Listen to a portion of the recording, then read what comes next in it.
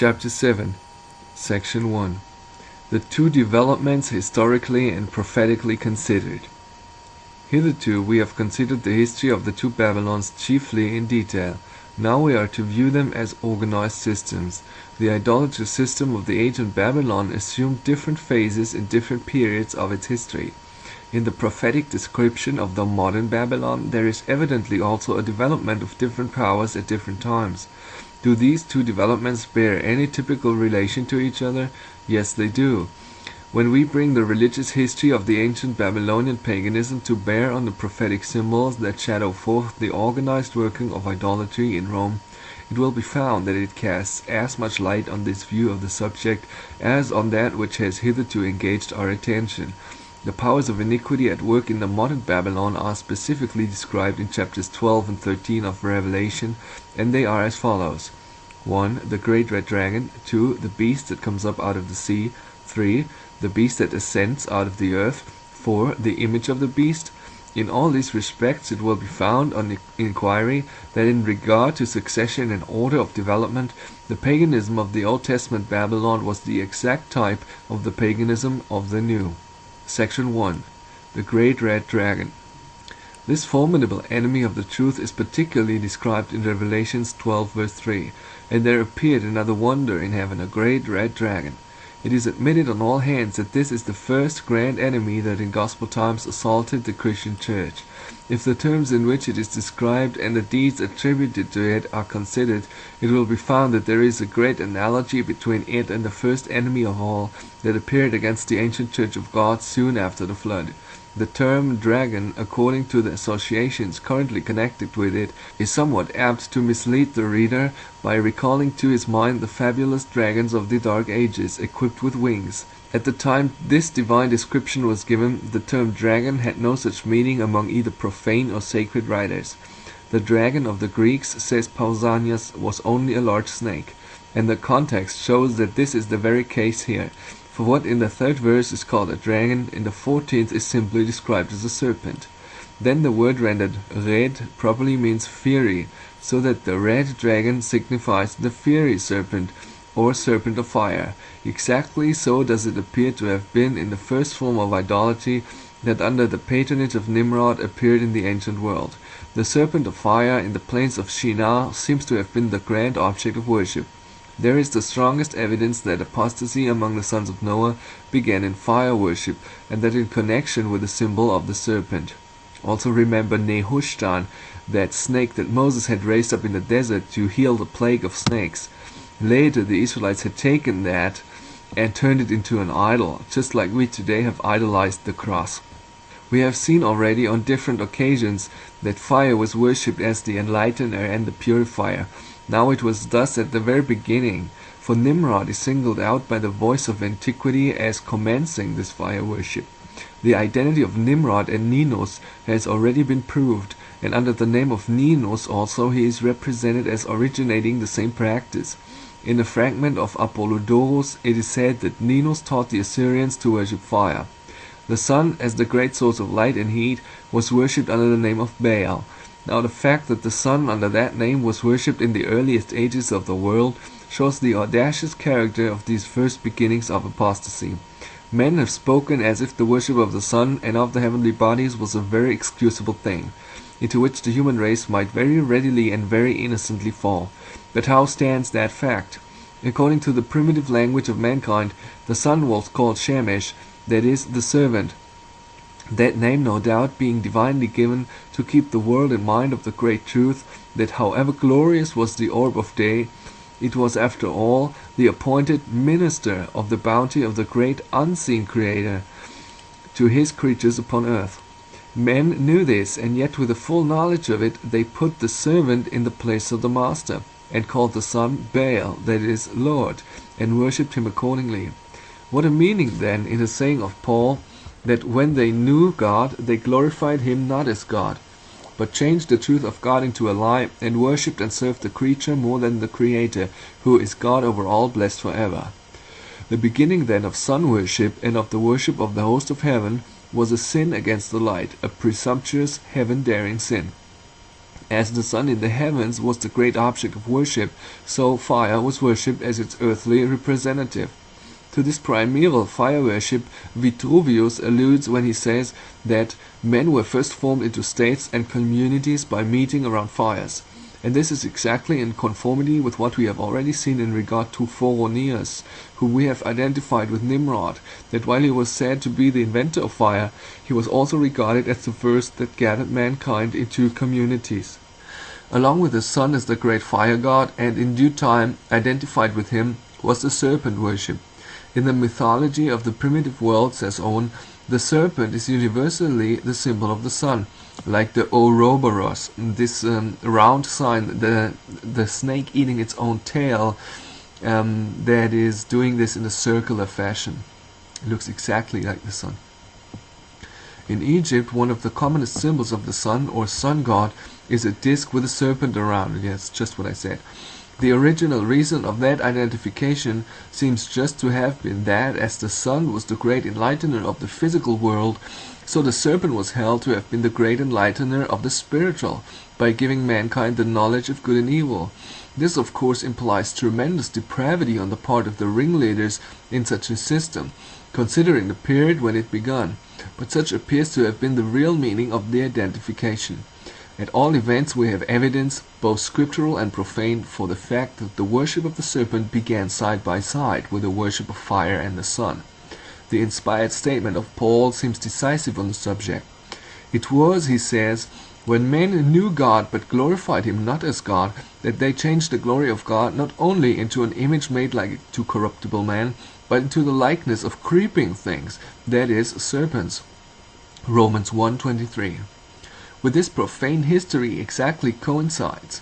Of profane writers, Sanchuniathon the Phoenician, who is believed to have lived about the time of Joshua, writes, Thoth first attributed something of the divine nature to the serpent and the serpent tribe, in which he was followed by the Phoenicians and Egyptians. For this animal was esteemed by him to be the most spiritual of all the reptiles, and of a fiery nature. Also, remember, the fire, what burns, it's the poison that comes from the snake. The snake bites you, it burns you. And of a fiery nature, inasmuch as it exhibits an incredible celerity, moving by its spirit without either hands or feet. Moreover, it is long-lived and has the quality of renewing its youth, shedding its skin, as Thoth has laid down in the sacred books, upon which accounts this animal is introduced in the sacred rites and mysteries. Now, Thoth, it will be remembered, was the counselor of Tammuz, that is, Nimrod. From this statement, then, we are led to the conclusion that serpent worship was a part of the primeval apostasy of Nimrod. The fiery nature of the serpent, alluded to in the above extract, is continually celebrated by the heathen poets. Thus Virgil, availing himself, as the author of Pompeii, remarks, of the divine nature attributed to serpents, describes the sacred serpent that came from the tomb of Anchises, when his son Aeneas had been sacrificing before it, in such terms as illustrate at once the language of the Phoenician and the fiery serpent of the passage before us. Scarce had he finished, when with a speckled pride a serpent from the tomb began to glide. His hugy bulk on 7 high volumes rolled, blue was his breadth of back, but streaked with scaly gold.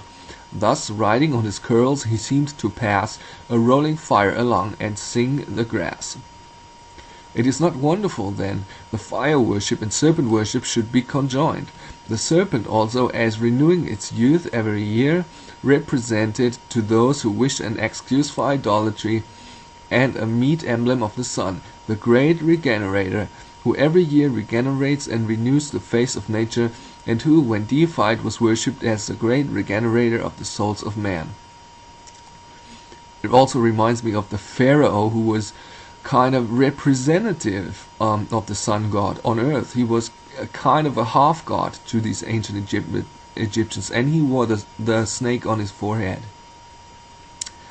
In a chapter under consideration, the great fiery serpent is represented with all the emblems of royalty. All its heads are encircled with crowns or diadems, and so in Egypt the serpent of fire, or serpent of the sun, in Greek was called the basilisk, that is, the royal serpent, to identify it with Moloch, which name, while it recalls the ideas both of fire and blood, properly signifies the king, Melech. The basilisk was always, among the Egyptians and among many nations besides, regarded as the very type of majesty and dominion. As such, its image was worn affixed to the headdress of the Egyptian monarchs, and it was not lawful for anyone else to wear it. The sun identified with this serpent was called Peoro, which signifies at one the fire and the king. And from this very name the epithet Puros, the fiery, is given to the great seven-crowned serpent of our text. Remark, the word Puros in the text does not exclude the idea of red, for the sun god was painted red to identify him with Moloch, at once the god of fire and the god of blood. Wilkinson. The primary leading idea, however, is that of fire. Thus was the sun, the great fire god, identified with the serpent, but he had also a human representative, and that was Tammuz, for whom the daughters of Israel lamented, in other words, Nimrod.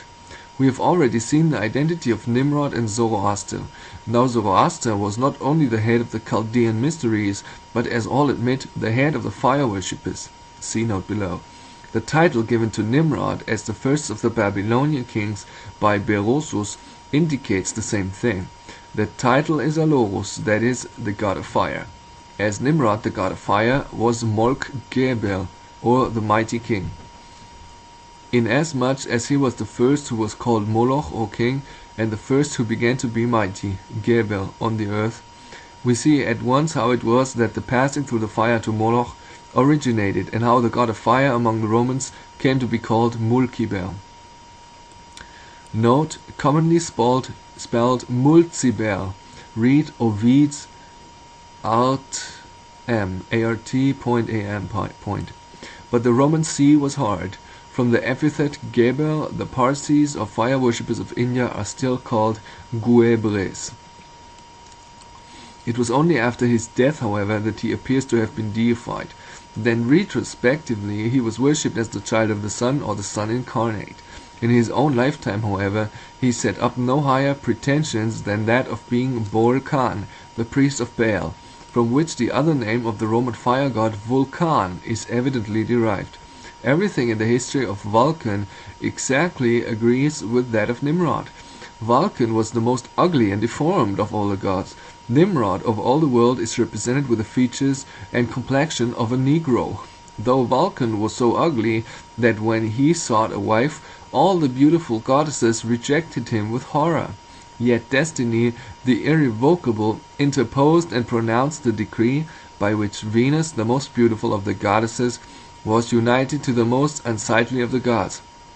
So, in spite of the black and Cushite features of Nimrod, he had for his queen Semiramis, the most beautiful of women. The wife of Vulcan was noted for her infidelities and licentiousness. The wife of Nimrod was the very same. Vulcan was the head and chief of the Cyclops, that is, the kings of flame. Okay, I have to make a little addition here. In ancient times, black skin was, when people heard black skin, immediately a curse came to their minds. They said, okay, black skin, Kedar, Shachol, that is a curse. In our days and times, when everything is the same, democracy is the rule of the day, we say, okay, the Negroes are being suppressed and they are being unfairly treated, but in ancient times, people thought in a different pattern. So, just to clarify that. Note, Nimrod as universal king was Kuk-Hold, king of the world. As such, the emblem of his power was the bull's horn, hence the origin of the cuckold's horns. Kuklops from Kuk, king, and Lov, flame, like Lechavim means flames in Hebrew. The image of the great god was represented with 3 eyes, one in the forehead, hence the story of the Cyclops with the one eye in the forehead. Nimrod was the head of the fire worshippers. Vulcan was the forger of the thunderbolts by which such havoc was made among the enemies of the gods. Ninus, or Nimrod, in his wars with the king of Bactria, seems to have carried on the conflict in a similar way. From Arnobius we learn that when the Assyrians under Ninus made war against the Bactrians, the warfare was waged not only by the sword and bodily strength, but by magic and by means derived from the secret instructions of the Chaldeans.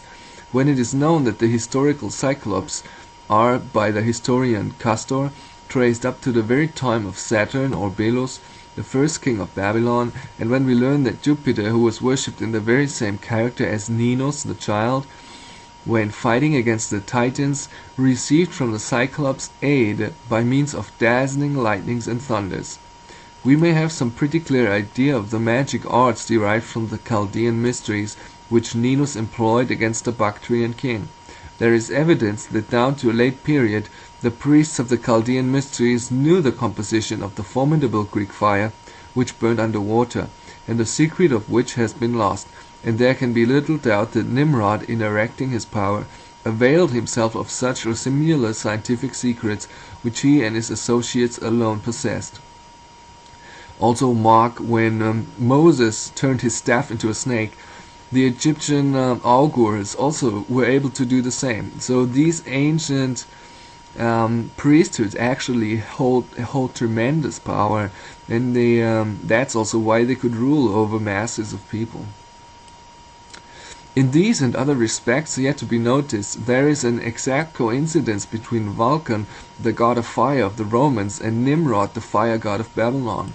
In the case of the classic Vulcan, it is only in his character of the fire god as a physical agent that he is popularly represented, but it was in his spiritual aspects, in cleansing and regenerating the souls of men, that the fire worship told most effectually on the world. The power, the popularity and skill of Nimrod, as well as the seductive nature of the system itself, enabled him to spread the delusive doctrine far and wide, as he was represented under the well-known name of Phaeton, as on the point of setting the whole world on fire, or without the poetical metaphor of involving all mankind in the guilt of fire worship.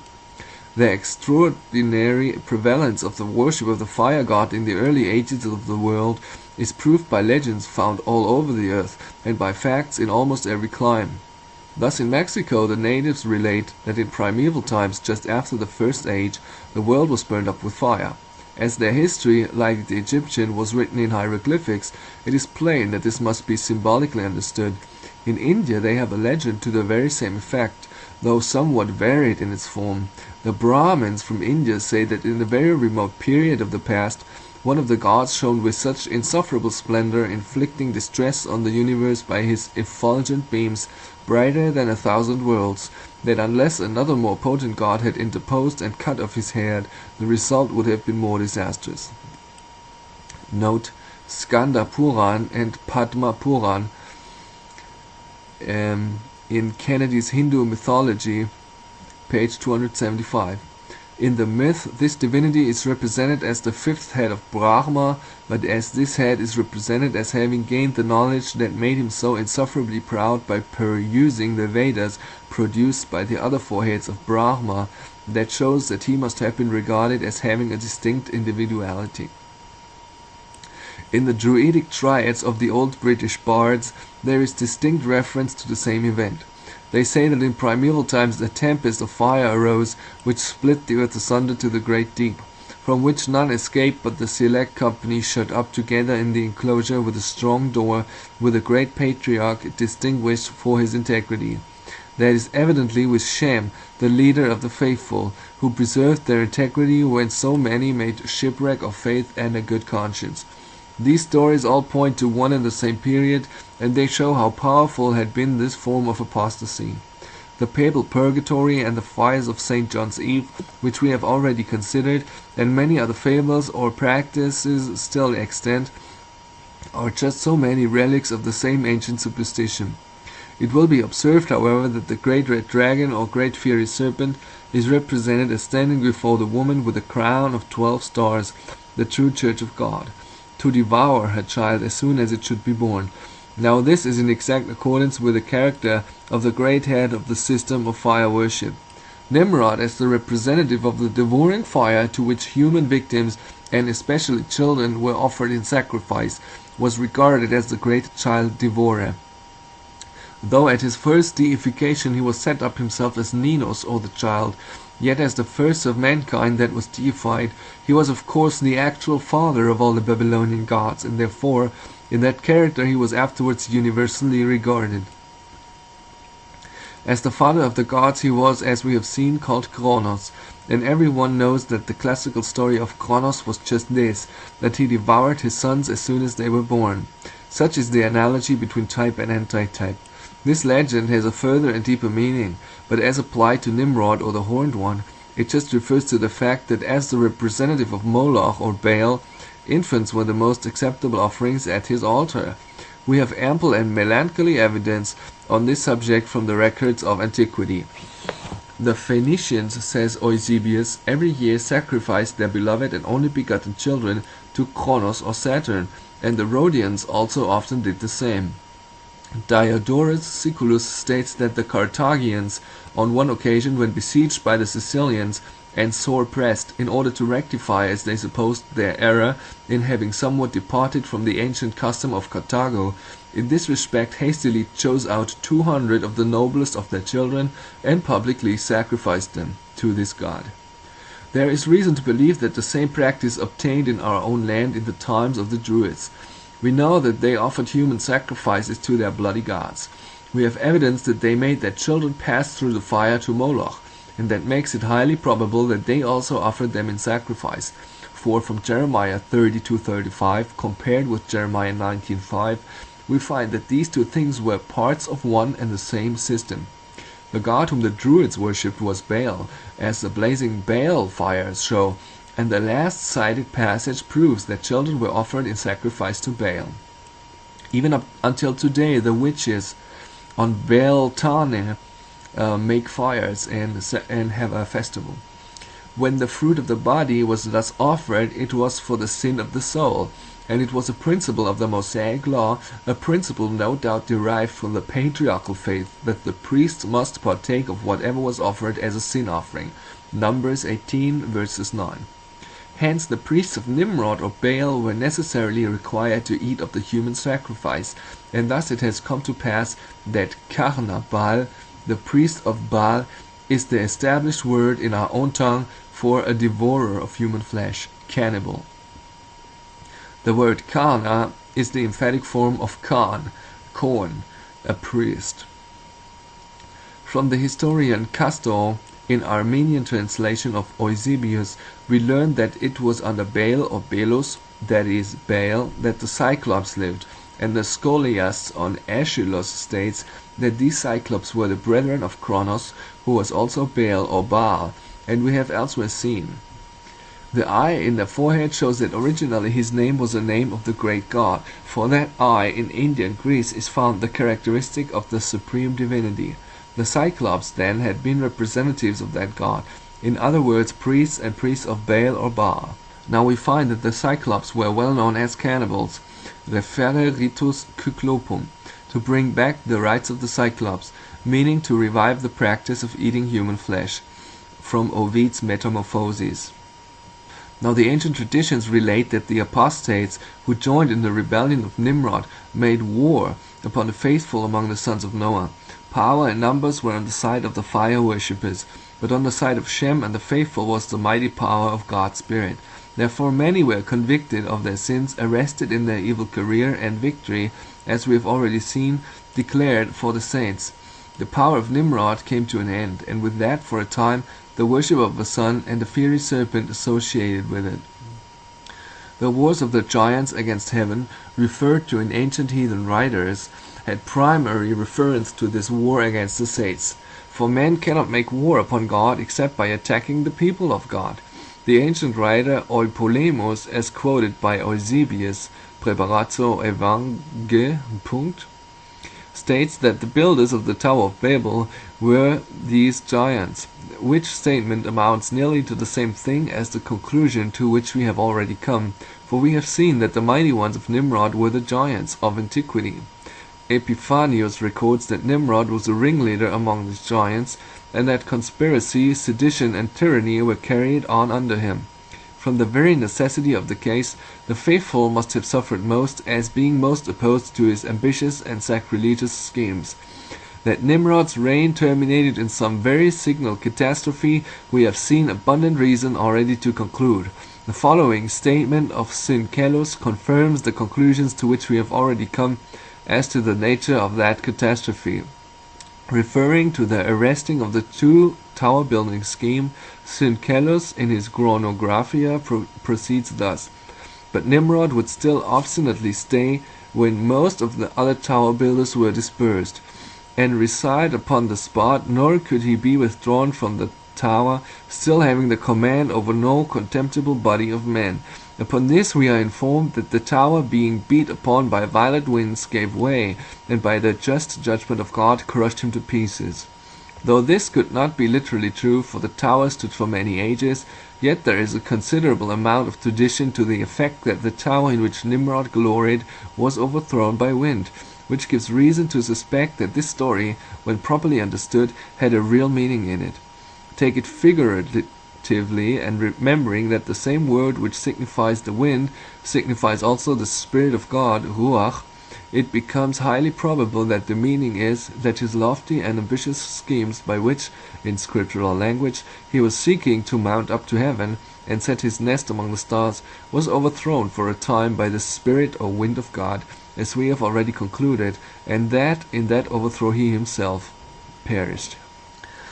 The case was exactly as stated here in regard to the antitype. Revelation 12:9, the great dragon, or fiery serpent, was cast out of heaven to the earth, and his angels were cast out with him.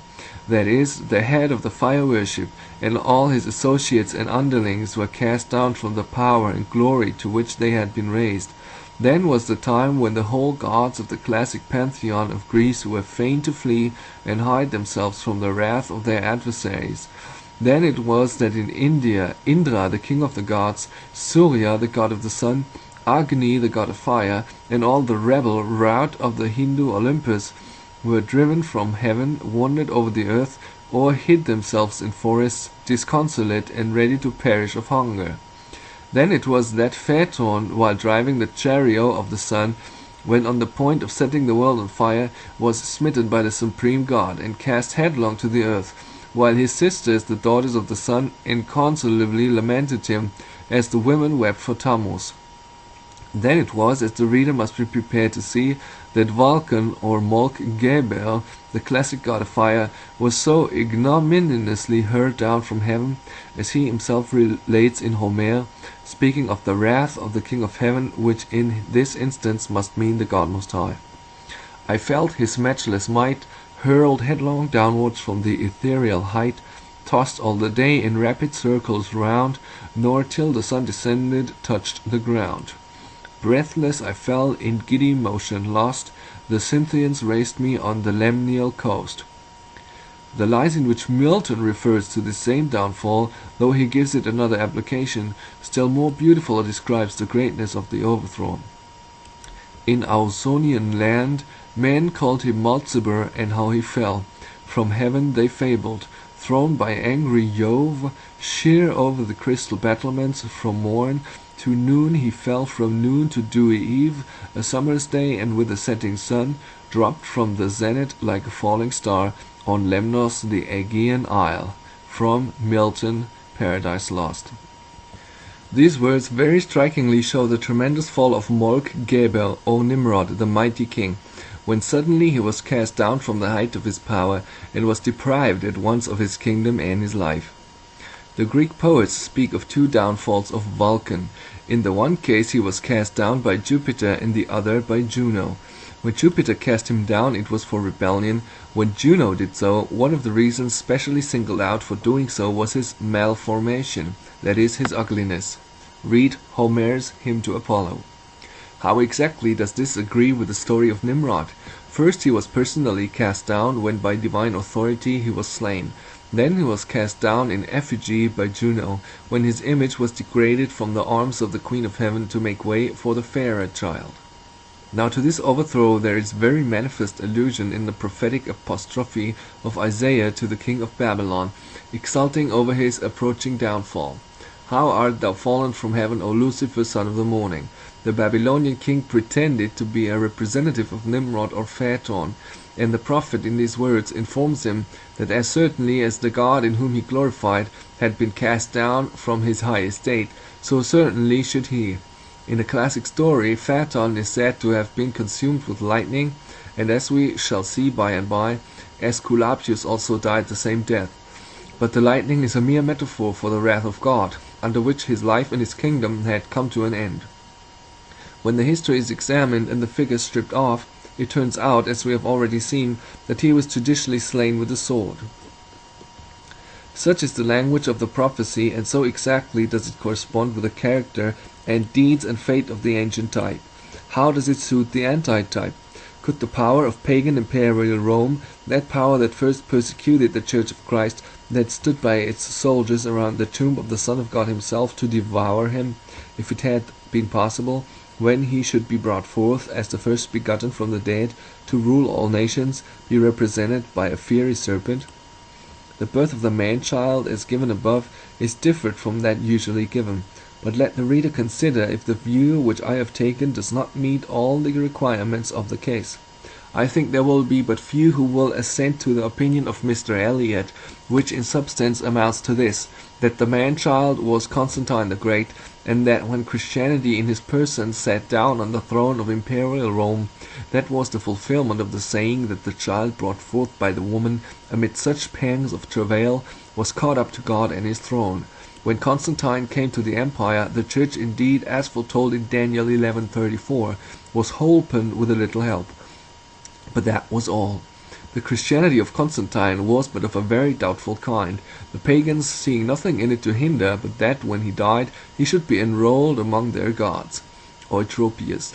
But even though it had been better, the description of the woman's child is far too high for Constantine, or any Christian emperor that succeeded him on the imperial throne.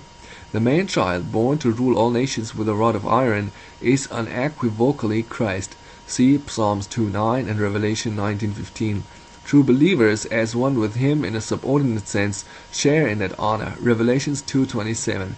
But to Christ alone, properly, does that prerogative belong. And I think it must be evident that it is his birth that is here referred to. But those who have contended for this view have done injustice to their cause by representing this passage as referring to his literal birth in Bethlehem. When Christ was born in Bethlehem, no doubt Herod endeavored to cut him off, and Herod was a subject of the Roman Empire. But it was not from any respect to Caesar that he did so, but simply from fear of danger to his own dignity as king of Judea. So little did Caesar sympathize with the slaughter of the children of Bethlehem, that it is recorded that Augustus, on hearing of it, remarked that it was better to be Herod's hog than to be his child. Read Macrobius Saturnalia. Then even if it were admitted that Herod's bloody attempt to cut off the infant Saviour was symbolized by the Roman dragon, standing ready to devour the child as soon as it should be born, where was there anything that could correspond to the statement that the child, to save it from the dragon, was caught up to God and his throne? The flight of Joseph and Mary with the child into Egypt could never answer such a language. Moreover, it is worthy of special note that when the Lord Jesus was born in Bethlehem, he was born in a very important sense only as King of the Jews. Where is he that is born King of the Jews? Was the inquiry of the wise men that came from the east to seek him. All his life long he appeared in no other character, and when he died, the inscription on his cross ran in these terms: "This is the King of the Jews." Now this was not accidental thinking. Paul tells us in Romans 15:8 that Jesus Christ was a minister of the circumcision for the truth of God, to confirm the promises made unto the fathers. Our Lord himself plainly declared the same thing. "I am not sent," said he to the Syrophoenician woman, "save to the lost sheep of the house of Israel." And in sending out his disciples during his personal ministry, this was the charge which he gave them: "Go not in the way of the Gentiles, and into any city of the Samaritans enter not in." It was only when he was begotten from the dead and declared to be the Son of God with power, by his victory of the grave, that he was revealed as the man-child, born to rule all nations. Then said he to his disciples, when he had risen and was about to ascend on high, "All power is given unto me in heaven and in earth. Go ye therefore and teach all nations." To this glorious birth from the tomb and to the birth pangs of his church that preceded it, our Lord himself made distinct allusion on the night before he was betrayed. John 16:20. Verily I say unto you, that ye shall weep and lament, but the world shall rejoice. And ye shall be sorrowful, but your sorrow shall be turned into joy. A woman, when she is in travail, has sorrow, because her hour is come. But as soon as she is delivered of the child, she remembers no more anguish, for joy that a man is born into the world. And ye now therefore have sorrow, but I will see you again, and your heart shall rejoice. Here the grief of the apostles, and of course all the true church that sympathized with them during the hour and power of darkness, is compared to the pangs of a travailing woman, and their joy when the Saviour should see them again after his resurrection, to the joy of a mother when safely delivered of a man-child. Can there be a doubt, then, what the symbol before us means, when the woman is represented as travelling in pain to the delivered of a man-child that was to rule all nations, and when it is said that that man-child was caught up to God and his throne? Nothing could more lucidly show it forth. Among the lords many and the gods many worshipped in the imperial city, the two grand objects of worship were the eternal fire, kept perpetually burning in the temple of Vesta, and the sacred Epidaurian serpent. I have to add here, even today, when the Freemasons are making, or a famous person dies, like Lady Diana, or Jimmy Carter, or JFK, they will put an eternal flame on the flame of Hermes or Mercury on the grave that burns all the time. In pagan Rome, this fire worship and serpent worship were sometimes separate, sometimes conjoined, but both occupied a preeminent place in Roman esteem. The fire of Vesta was regarded as one of the grand safeguards of the empire. It was pretended to have been brought from Troy by Aeneas, who had it confined to his care by the shade of Hector, and was kept with the most jealous care by the Vestal virgins, who for their charge of it were honored with the highest honors. The temple where it was kept, says Augustine, was the most sacred and most reverenced of all the temples of Rome. The fire that was so jealously guarded in that temple, and on which so much was believed to depend, was regarded in the very same light as by the old Babylonian fire worshippers. It was looked upon as the purifier, and in April every year at the Palilia, or Feast of Pales, both men and cattle for this purpose were made to pass through the fire. The Epidaurian snake that the Romans worshipped along with the fire was looked on as the divine representation of Aesculapius, the child of the sun. Aesculapius, whom that sacred snake represented, was evidently just another name for the great Babylonian god. His fate was exactly the same as that of Phaethon. He was said to have been smitten with lightning from raising the dead. It is evident that this could never have been the case in a physical sense, nor could it easily have been believed to be so. But view it in a spiritual sense, and then the statement is just this, that he was believed to raise men who were dead in trespasses and sins to newness of life. Now this was exactly what Phaethon was pretending to do when he was smitten for setting the world on fire. In the Babylonian system there was a symbolical death that all the initiated had to pass through, before they got the new life which was implied in regeneration, and that just to declare that they had passed from death unto life. As the passing through the fire was both a purgation from sin and the means of regeneration, so it was also for raising the dead that Phaethon was smitten. Then, as Aesculapius was the child of the sun, so was Phaethon. The birth of Aesculapius in the myths was just the same as that of Bacchus. His mother was consumed by lightning, and the infant was rescued from the lightning that consumed her, as Bacchus was snatched from the flames that burned up his mother. Lempriere. To symbolize this relationship, the head of the image of Aesculap was generally encircled with rays. The Pope thus encircled the heads of the pretended images of Christ, but the real source of these irradiations is patent to all acquainted either with the literature or the art of Rome. Thus speaks Virgil of Latinus. And now in pomp the peaceful kings appear, 4 steeds the chariot of Latinus bear, 12 golden beams around his temples play, to mark his lineage from the god of day. The golden beams around the head of Aesculap were intended to mark the same, to point him out as the child of the sun or the sun incarnate.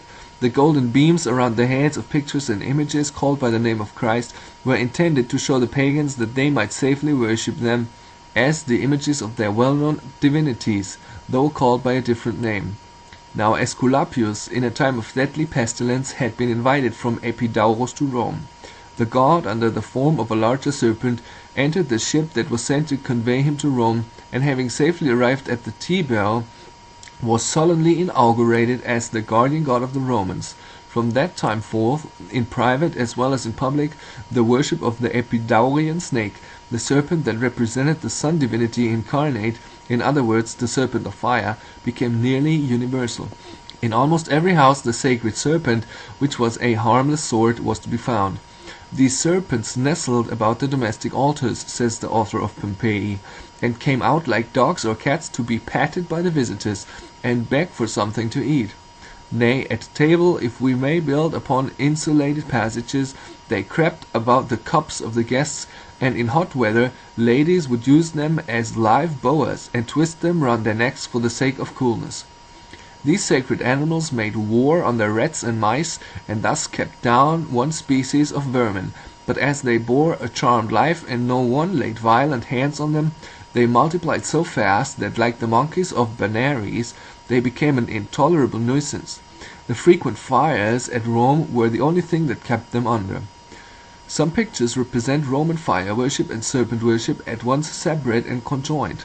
The reason of the double representation of the god I cannot here enter into, but it must be evident from the words of Virgil already quoted, that the figures having their heads encircled with rays represent the fire god or sun divinity, and what is worthy of special note is that these fire gods are black, the color thereby identifying them with the Ethiopian or black phaeton, while, as the author of Pompeii himself admits, these same black fire gods are represented by two huge serpents. All the faces in his Mazois engraving are quite black. Pompeii.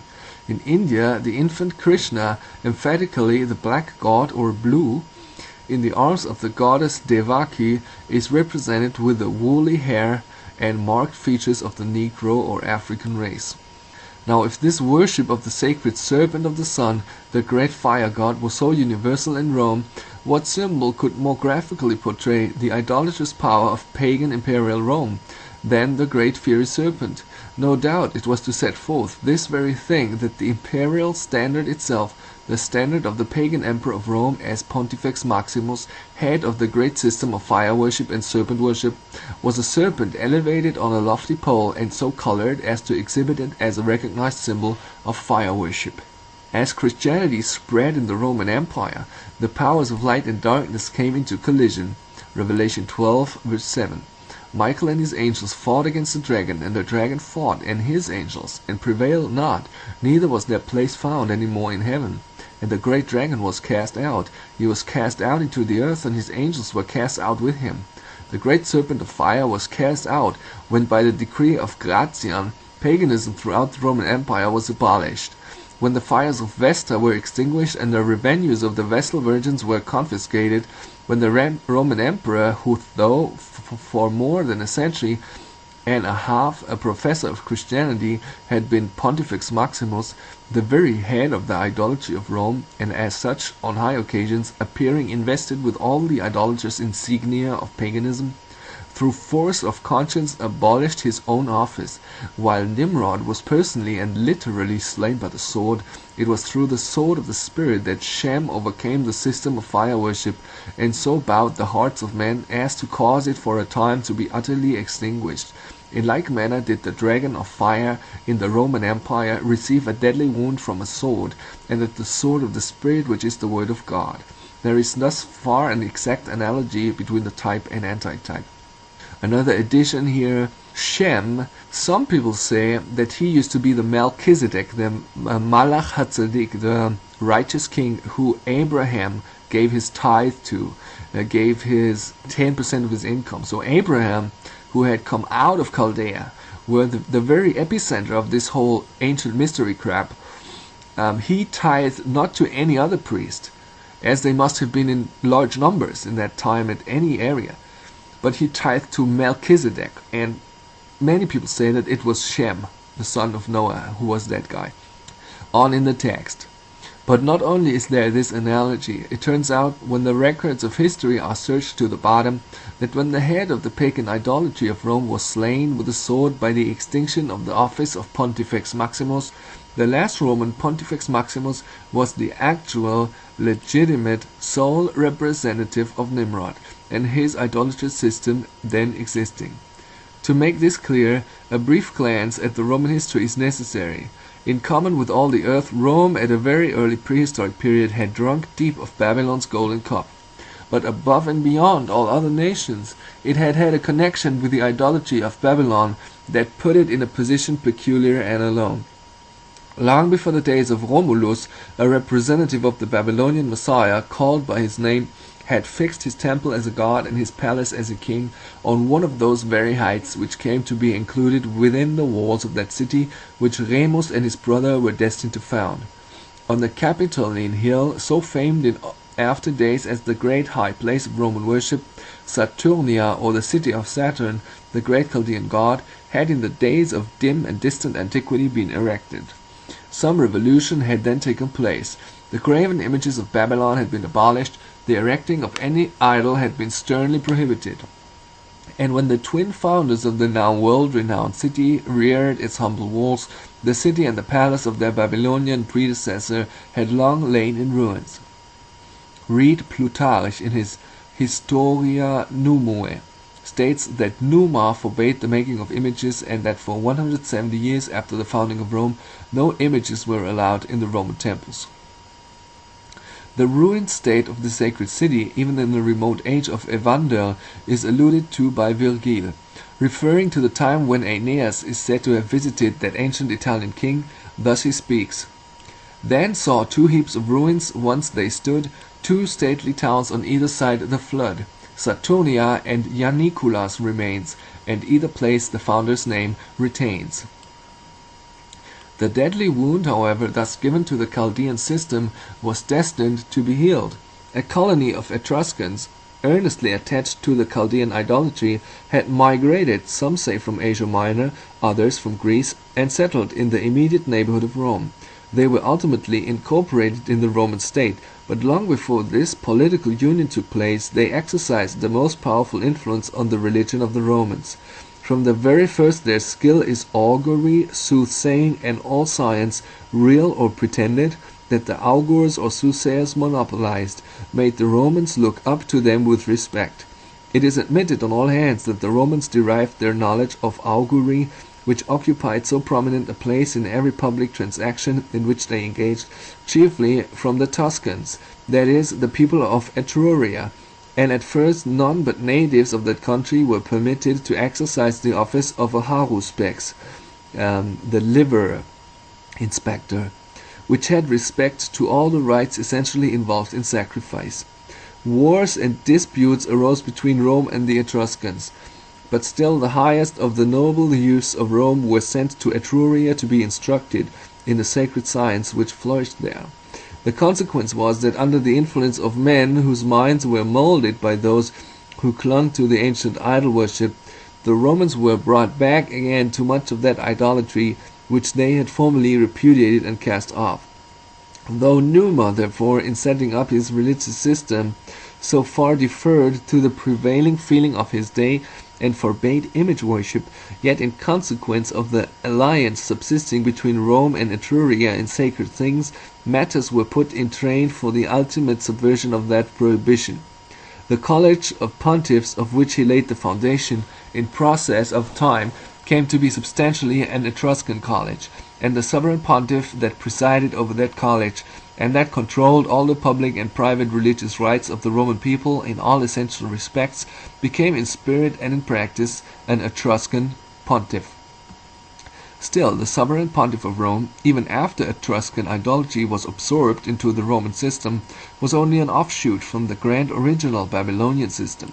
He was a devoted worshipper of the Babylonian god, but he was not the legitimate representative of that god. The true, legitimate Babylonian pontiff had his seat beyond the bounds of the Roman Empire. That seat, after the death of Belshazzar and the expulsion of the Chaldean priesthood from Babylon by the Medo-Persian kings, was at Pergamos, Belgama of today in Turkey, where afterwards was one of the 7 churches of Asia. There, in consequence, for many centuries was Satan's seat. Revelations 2 verse 13. There, under favor of the deified kings of Pergamos, was his favorable abode. There was the worship of Aesculapius, under the form of the serpent, celebrated with frantic orgies and excesses that elsewhere were kept under some measure of restraint. Barker and Ainsworth's Lares and Penates of Cilicia. Barker says the defeated Chaldeans fled to Asia Minor and fixed their central college at Pergamos. Phrygia, that was so remarkable for the worship of Cybele and Attis, formed part of the kingdom of Pergamos. Mysia also was another, and the Mysians in the Paschal Chronicle are said to be descended from Nimrod. The words are thus: Nebrod, the huntsman and giant from whence came the Mysians. Lydia also, from which Livy and Herodotus say the Etrurians came, formed part of the same kingdom. For the fact that Mysia, Lydia, and Phrygia were constituent parts of the kingdom of Pergamos, see Smith's Classical Dictionary. I want to add here the Pergamon altar, who was taken from Pergamos stone by stone and rebuilt in Berlin in the late 19th century, and then right after that Germany lost two world wars, World War I and World War II, and so we can see the seed of Satan still here in my own country in Berlin.